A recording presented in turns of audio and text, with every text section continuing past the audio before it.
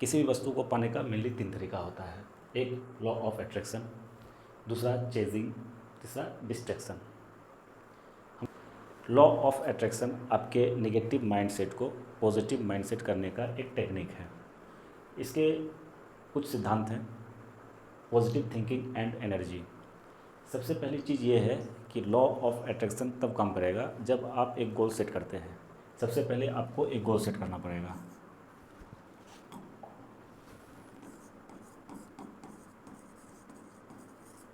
एक goal set करना पड़ेगा। इसके बारे में आपको लगातार पॉजिटिव सोचना पड़ेगा। Focus and visualisation. आप जिस लक्ष्य को आप अपना मानकर चल रहे हैं उस पर आपको एकाग्र होना पड़ेगा और हमेशा उसके बारे में आपको सकारात्मक सोचते रहना पड़ेगा। Believe in manifestation. आपको ये सोचने की आवश्यकता होगी कि मुझे वो चीज़ प्राप्त हो चुका है और मैं उस लक्ष्य में जी रहा हूँ। आपको एबंडेंस दिखाना पड़ेगा, यानी कि प्रचुरता। यदि आप बड़ा आदमी बनने का सपना देख रहे हैं तो आपको ये सोचना पड़ेगा कि हमारे पास पैसे की कोई कमी नहीं है, हमारे पास अथाह रूप से पैसा विद्यमान है। ग्रेटिट्यूड। आपको हमेशा भगवान के प्रति आत्मसमर्पण रहना पड़ेगा, यानी कि जो चीज़ आपके पास है उसके लिए आपको भगवान से कृतज्ञता दिखानी पड़ेगी। इसको किस चीज़ के लिए अप्लाई करते हैं? इसको अप्लाई करते हैं पर्सनल ग्रोथ के लिए, करियर एडवांसमेंट के लिए और रिलेशनशिप इम्प्रूवमेंट करने के लिए इसको हम लोग उपयोग करते हैं। कुछ लोगों के द्वारा इस टेक्निक में मतभेद है।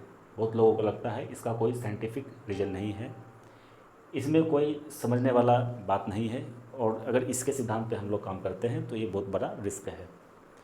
और ओवर रिलायंस ऑन माइंडसेट। इसमें ऐसा कहा जाता है कि ये जो टेक्निक है इसमें पूरी तरह से माइंडसेट पे ही निर्भर रहना पड़ता है। लेकिन जिस लॉ ऑफ अट्रैक्शन का हम लोग बात कर रहे हैं इसका प्रतिपादन स्वामी विवेकानंद वर्षों पहले भी कर चुके हैं। देखिए स्वामी विवेकानंद भी वही कर रहे हैं जो लॉ ऑफ अट्रैक्शन कह रहा है। एक विचार लो, उस विचार को अपना जीवन बना लो, उसके बारे में सोचो, उसके सपने देखो, उस विचार को जियो, अपने मस्तिष्क, मांसपेशियों, नसों, शरीर के हर हिस्से में उस विचार को डूब जाने दो और बाकी सभी विचारों को किनारे रख दो। यही सफल होने का तरीका है। चेजिंग बहुत ही अत्यधिक व्यक्तियों के द्वारा अपनाया जाता है, क्योंकि ऐसा हम लोग अपने प्रैक्टिकल लाइफ में देखते हैं कि हम लोग किसी लड़की के पीछे भाग रहे होते हैं, वो लड़की भाव खा रही होती है और ये ब्रह्मांड का नियम है, जो जिस व्यक्ति के पीछे आप भागते हैं वो व्यक्ति भाव खाएगा और जो चीज़ भाव खाता है वो चीज़ आपसे दूर होता हुआ जाएगा। दूसरा है डिस्ट्रैक्शन। डिस्ट्रैक्शन कहने का मतलब है बिल्कुल मोह भंग हो जाएगा आपका। जब आपका मोह भंग हो जाएगा, यदि आपको उस वस्तु के प्रति कोई अभिलाषा नहीं रहेगी, वैसी परिस्थिति में वो चीज़ें आपके पास आ जाती है। लॉ ऑफ अट्रैक्शन में माइंड सेट आपका हमेशा पॉजिटिव होगा, ऑलवेज पॉजिटिव रहेगा। चेजिंग में माइंड सेट नेगेटिव हो जाएगा। यदि कोई चीज़ आप उसका पीछा कर रहे हैं फिर भी नहीं मिलता है तो आपके अंदर गंदे गंदे विचार आते हैं।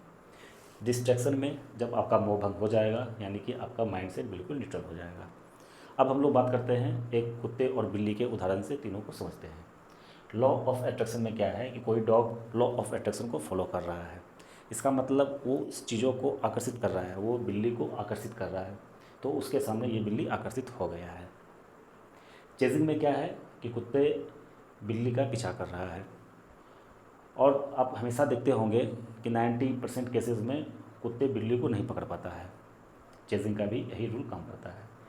डिस्ट्रैक्शन में क्या है कि कुत्ता ने मोह भंग कर लिया, उसे बिल्ली से अब कोई मोह नहीं रहा, तो इसीलिए बिल्ली उसके सिर पर आकर बैठ गया है। अब जितने भी फिल्मी शायर हैं सारे चेजिंग अवस्था में ही बहुत सारे शायरी लिख दिए हैं। एक शायर ये भी कह चुके हैं, कर ले सितम कितना भी मुझ पर, धड़कन में तेरा ही नाम होगा। ख्वाहिशें अधूरी तो बहुत सी है, मगर आखिरी ख्वाहिशें तेरे दीदार का ही होगा। तो वो चेजिंग अवस्था में ही इस तरह के शायरी लिखते हैं, क्योंकि लॉ ऑफ अट्रैक्शन बहुत ही कम लोगों के द्वारा अपनाया जा रहा है। बहुत सारे लोगों में तो इस विषय के बारे में जानकारी नहीं है।